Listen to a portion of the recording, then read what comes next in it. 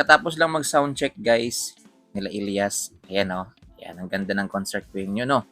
Ayan, maaliwalas at malaki. Ayan, grabe mga kakyo. 2 p.m. pa lang ay sold out na yung ticket.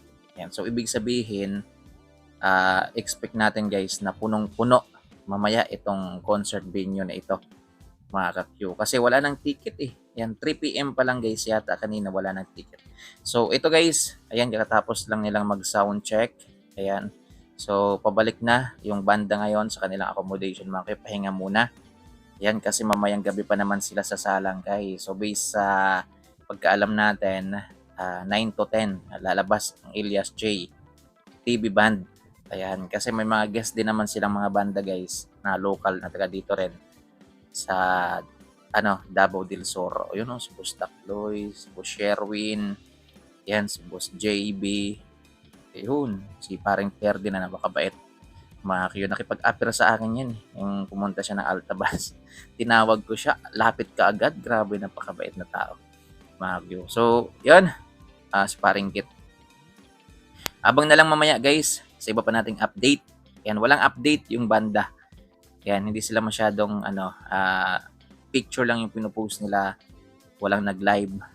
Yan, siguro wala pa sa pagod din siguro sa biyahe guys, ganun talaga. Yan, may mga time din kasi na parang nakakatamad minsan mag-video-video.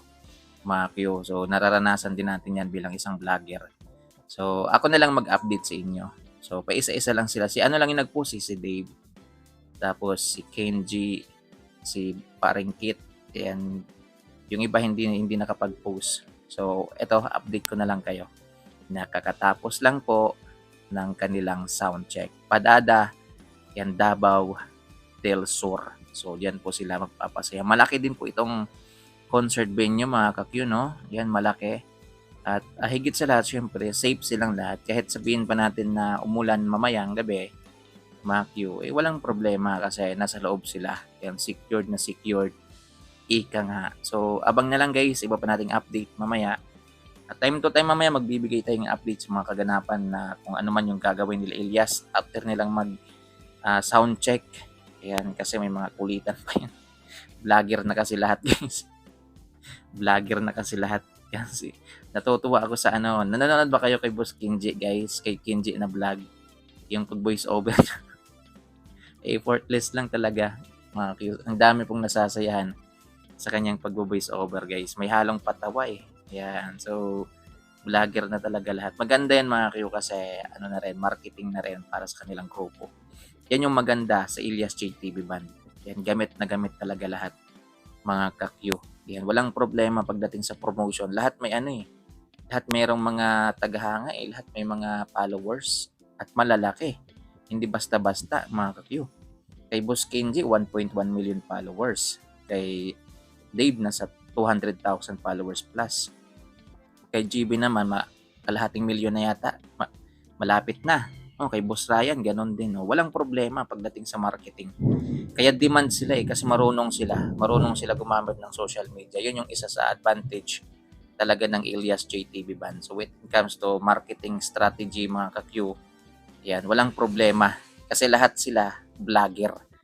Yan, si Boss Sherwin, vlogger din po siya.